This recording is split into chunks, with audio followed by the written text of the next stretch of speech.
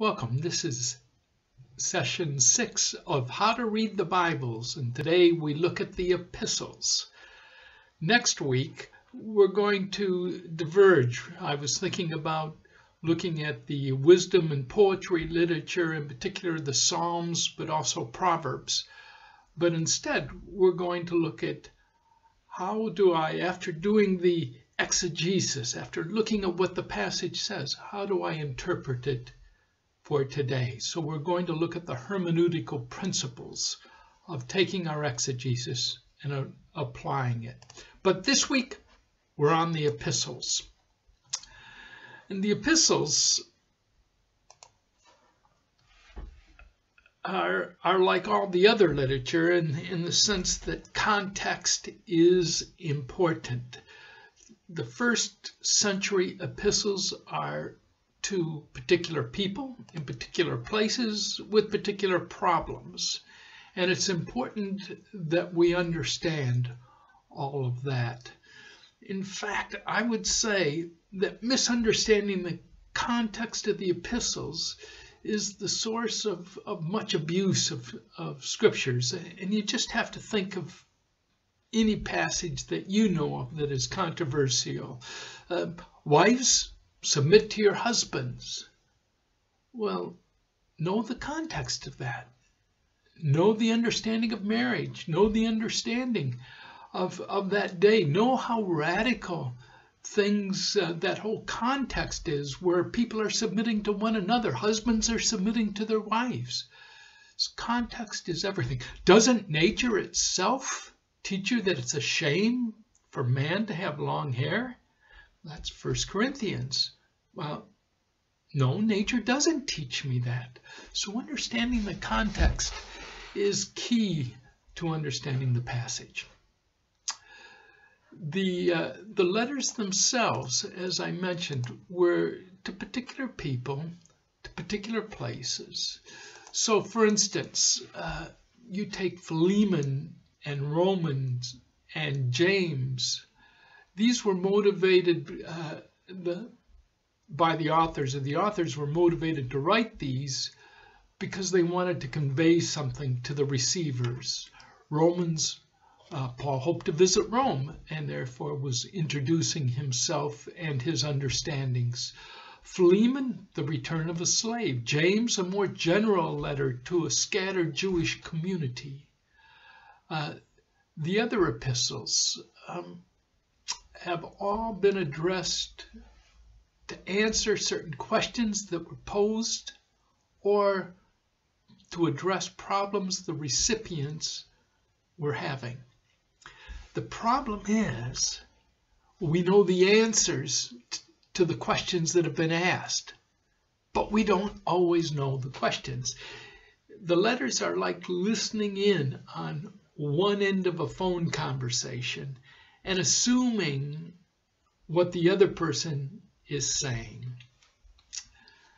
So there are problems in interpretation and in the exegesis itself because of not knowing the other side of that conversation, although sometimes we do. The epistles are not a systematic theology. So if I pull up one of my systematic theology books, they go through particular things, the anthropological theology, what does God say about human beings, about creation, about sin, and it builds up a systematic understanding of theology. The epistles do not do that. They are contextual theology. They are theological reflections on particular problems. The epistles are full of theology. It's just theology that's rooted in a context. So, know the historical context. As I've said before, a Bible dictionary, very, very helpful. If you have a study Bible, the introduction to each letter will give you much of this historical context. So, as I run through the 3 steps of interpretation in epistles to be added on to the other things that you've learned in past sessions, I'm going to use Corinthians as an example. So, if I'm looking at the historical context of Corinth, we'll read in the Bible dictionary that it's a relatively young city, 70 to maybe 100 years old. It's a trading center, a port. It's cosmopolitan. It's relatively wealthy because of the trade and the commerce. You read the book of Corinthians and you see it's a religious city with idols everywhere, lots of shrines, a number of different shrines. And it's known for its party nature. It's a party city, known for sensuality. It's kind of the Las Vegas stroke London of that first century. Cultures come together and they have a good time. That's a bit of the historical context of 1 Corinthians. So find that historical context of why Paul, or to whom Paul, or one of the other letter writers, is writing. Let me go back and say again that the letters are from somebody to somebody. So there is always that context and that history behind it. After finding that historical context, find out the purpose. Why was the letter written? And this is almost always revealed internally somewhere in the letter. And it might be for multiple reasons, as was the case in Corinthians. It might be for one or two reasons, like in Philemon. But you can see that from reading the letter. And therefore, when you understand the purpose, you can trace the arguments. You understand how the arguments are being built. So, who writes the letter and to whom is it written? Read through the whole letter if you can at one sitting quickly. Don't worry about grasping the meaning of each thing that's said at this point, but just notice who the recipients are. Notice the attitudes or the problems, why the letter was written, and the letter's natural divisions. All of this will help you to put everything within the letter into a context. So, for instance, in Corinthians, if you sit down and read 1 Corinthians quickly, you'll notice that, first of all, it's written primarily to Gentiles, although there are some Jews, but primarily it's a Gentile setting, written to people who love wisdom and knowledge. You see this in the first couple of chapters. Then in observing the divisions,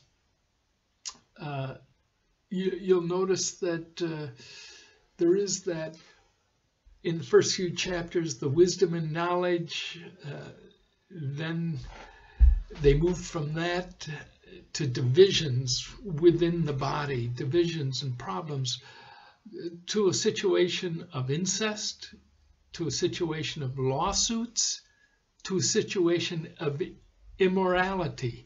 And this is how the first 6 chapters break down. And those first 6 chapters, if you're reading carefully, you'll note that they are in response to a letter that Paul was written. So Paul has received a letter from them and is addressing the concerns in the letter. Now that letter was probably delivered by a delegation, by a group of people, and you'll see this at the end of Corinthians as these people are named. And they probably brought concerns that chapters 7 to 16 deal with. And that happens, first of all, in chapter 7 on marriage. Then it moves to an argument about food sacrificed to idols. And then 11 kind of mixes topics. But 12, 13, 14, worship, issues surrounding worship. And then the resurrection in the next chapter, 15. And then greetings and the offering, asking for money. Got to be an offering. So you see how this all breaks down, and you begin to see the occasion for the letter, the purpose for the letter was to respond to a letter that Paul had received and concerns that had been brought to Paul. So we understand why it was written, to whom it was written, and we have an outline so we can follow the argument. Then in studying the epistles, we want to pay particular attention to a literary context. Remember, in the Gospels and in the Old Testament narratives, we thought story. We looked at a pericope, a group of paragraphs, a chapter, a section that had a story, that made sense, and we looked at that as a whole. In the epistles, we think paragraph. The paragraphs build an argument to address the particular issue, to address the purpose that the author is looking at.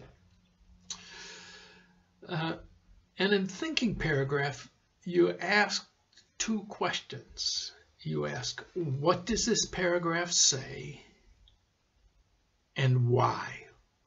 So in Corinthians, what does the paragraph say and why is Paul saying this? And how does it fit and build on the argument that he's addressing in a particular situation?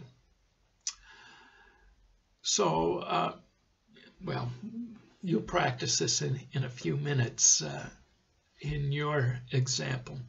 But as you do that, you can begin to follow the arguments, say the divisions. I'm from Paulus, so I support Paul. I support Christ. And you see Paul breaking that down and talking about how we're one and bringing it to his conclusion. And you'll see this argument develop by paragraphs. So that's the literary context. Now, just a word about problem passages. And I just pulled out one from 1 Corinthians. You could pull out dozens. Baptized for the dead. You see that in Paul's argument on the resurrection. What does that mean, baptized for the dead?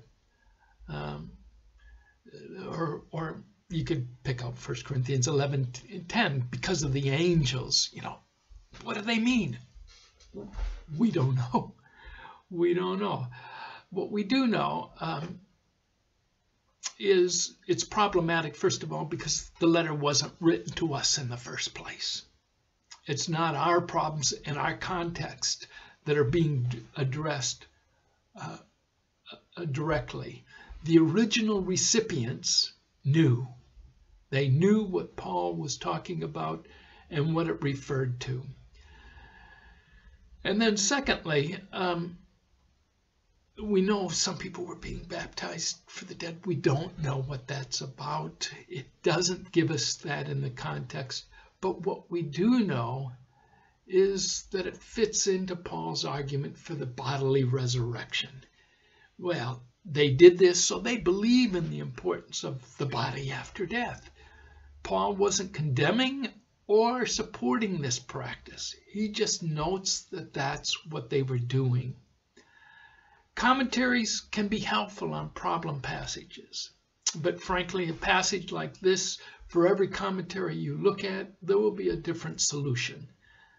And you just have to live with not knowing on some passages. So, live in that ambiguity, embrace it. Now, for your assignment. We're going to, I didn't tell you what you're going to be looking at. That's Philippians. Whoops. Philippians there. So, Philippians chapter 1, 27 to 2:18. I chose this because it's not as difficult as 1 Corinthians. and it's shorter, it's easier to handle. If you can take a moment to just whiz through the book, not trying to get everything, but just trying to see the general flow of the book, do that in your group. Do it individually and take that time. But then read the passage, Philippians 1:27 to 2:18, several times. What is the point of each of the paragraphs? And why is Paul saying this in terms of the argument? The whole issue of standing firm as one, the issue of unity. How does each paragraph build on the argument or the exhortation of the previous paragraph? So look at the purpose in that first paragraph, and how is that built on in each subsequent paragraph? And how does this fit into the overall purpose of the book? So if you have someone there with a study Bible, or you have a study Bible and you're looking at this on your own, look at the study Bible first. Look at the purpose and pick up the purpose as you skim through the book quickly. Finally, ask what follows. How does what follow fit into that argument? So how does that in section fit, and then the verses at the very end following that fit in and lead the argument on and link it to the next portion. Okay? That's your assignment. I look forward to seeing you next week. God bless.